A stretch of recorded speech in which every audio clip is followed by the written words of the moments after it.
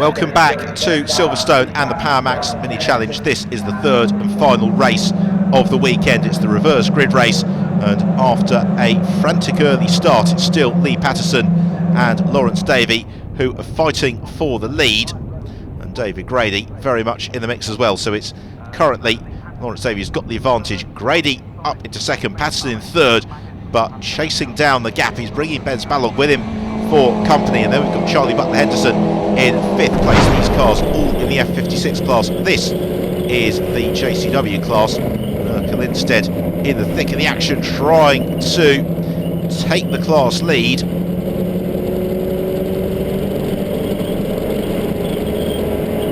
But losing out eventually to Neil Newstead. Newstead has been the dominant driver in the JCW class all weekend. What about the Cooper class? This isn't the battle for the Cooper class lead. This is for fifth in the class, but it seems to involve pretty much everybody else as they are all queued up behind Adam Davey, heading out of Chapel Curve down the hangar straight.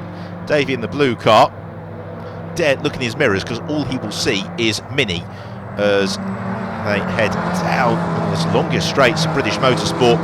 Heavy braking zone for Stowe Corner, and Mark Wakefield looks to the inside of Davey. Davey gives him racing room. Mark Wakefield should be able to ease past Henry Neal, the next in the train, also looking to make the move. This, the fight for the lead of the Cooper class between Ricky Page and Nathan Harrison. Then we've got Max Bladen and Max Lever fighting to complete the podium. This, the fight for the F56 class. The race overall, Lawrence Davey still clear of David Grady and then Lee Patterson. That leading trio now begin to move away from Charlie Butler Henderson, who's up to fourth in class.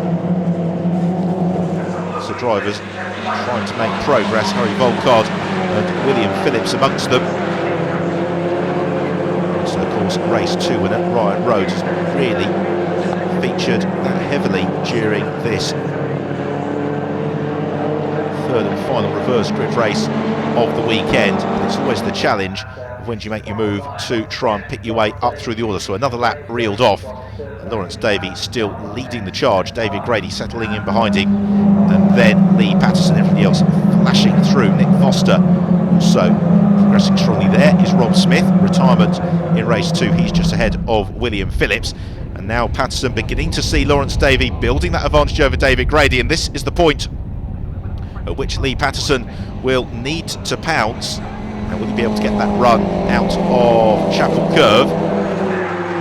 While Max Lever applying pressure to Max Bladen. A pair of them almost bumper to bumper through Brooklands on towards Luffield. They're beginning to run out of laps here. There's Lever quite as quick as Bladen out of Luffield. He'll need to make up that ground in the toe through Woodcote. Meanwhile, Ricky Page leading from the front, but now Nathan Harrison begins to ask all the right questions, looks one side then the other as they head towards Copse Corner. He can't quite find a way past him. What about Bladen and Lever? Likewise, no way through, as in the JCW class. This isn't the battle for the lead, this is for third place between Kevin O'Connor and Hamish Brandon. Brandon Panda Racing car all over the tail of the blue machine of O'Connor, as Henry Neal has moved up ahead of Mark Wakefield into fifth place in the Cooper class. This is an absolutely ferocious fight. It shows the very best of the Power Max Mini Challenge, which is, although they're battling so hard, the racing is very clean and without contact. Nathan Harrison looks to challenge Ricky Page for the lead of the Cooper class, and he goes around the outside of Page and gets his nose in front of Ricky as they head towards Vale. And more importantly for Harrison, it gives him track position for the left-hander at the Vale.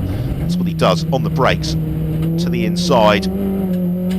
Then the never-ending right-hander at Club as they pick up the throttle, however, nice and early. Meanwhile, fight and lead the race is all coming together once more. Charlie Butler Henderson has bridged the gap to the leading trio as David Grady looks to the inside. Lawrence Davey, and Davey outride onto the AstroTurf. That is the opening that Lee Patterson was looking for. Patterson already passed David Grady, who had to get out of the throttle, and now Lee Patterson chasing Lawrence Davey as they hurtle towards the braking zone at Brooklands. Patterson just snatches the brake as they head through the left-hander, then on towards Luffield. Lawrence Davey having an immensely difficult race here, because leading from the front in championships such as the Mini Challenge really takes some doing, particularly on a circuit like Silverstone where you can slipstream. Another lap completed on towards Copse Corner. Davey turns in just with a slight dab of the brakes. The same for Patterson. Butler Henderson now up into third, and David Grady demoted off the podium. Much better race this time round for Charlie Butler Henderson. Meanwhile, in the JCW class, Kevin O'Connor keeping Hamish Brandon behind him. Keith Issat has also joined this fight for the final spot on the podium. With these three classes all on track at once, you never know where to look for battle. There is Neil Newstead, the JCW class leader. Urkel Lindstedt is some way back, and then we've got this fight for third place.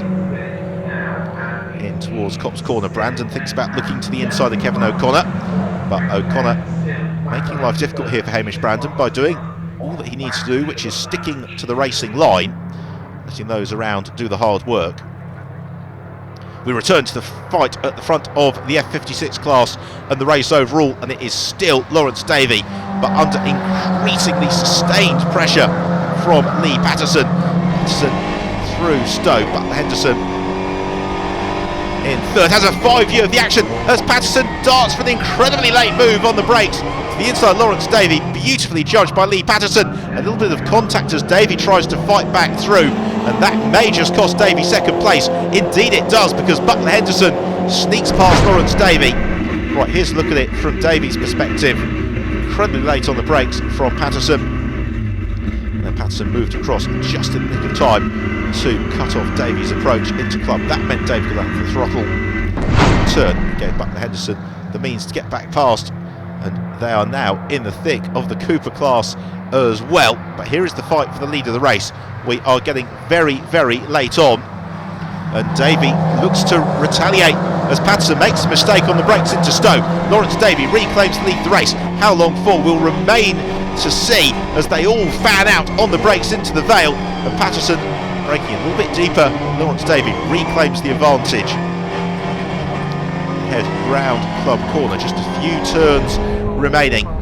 JCW fight for third, still in favour of Kevin O'Connor from Hamish Brandon and Keith Issat.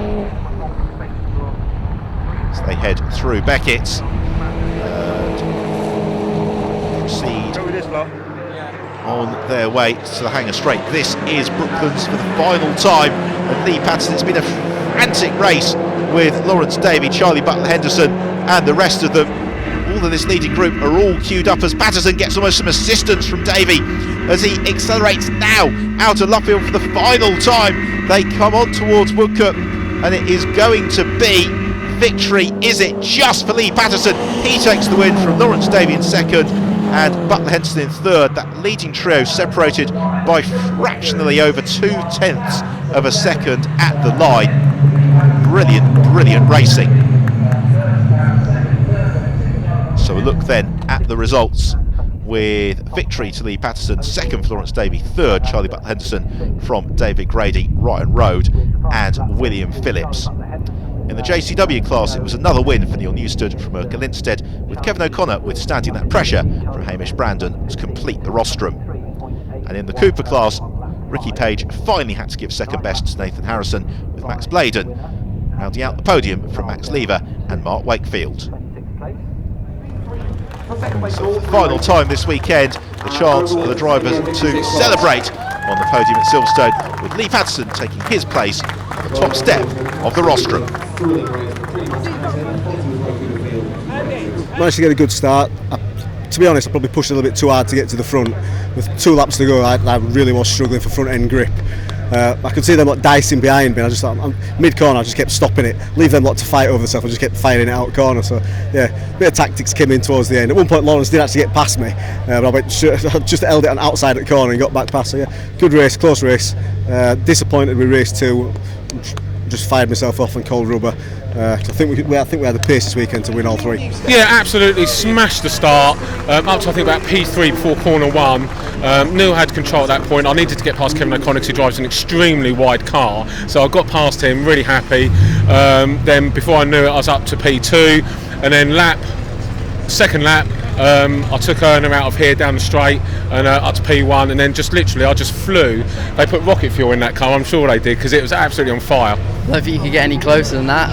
Ricky had a good start and he gapped us by a little bit, and I managed to come through to second. We were slowly catching him and we managed just to hold him off and get past him. So 9 races into the season, this is what the championship looks like. In the F56 class, Charlie Butler-Henderson leads, only just from David Grady, with Rob Smith and Ryan Rode closing fast. Amongst the JCW runners, Neil Newstead building a handy buffer over Hamish Brandon and Urka Lindstedt. And in the Cooper class, Ricky Page leads by just a handful of points from Nathan Harrison, and the pair of them some way clear of Mark Wakefield.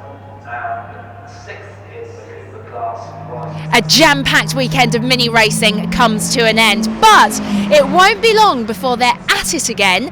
Our next pit stop is Brands Hatch for the Mini Festival, which is always lots of fun. Until then, don't forget you can keep up to date with all things PowerMax Mini Challenge on our website, Twitter and Facebook page. See you at Brands.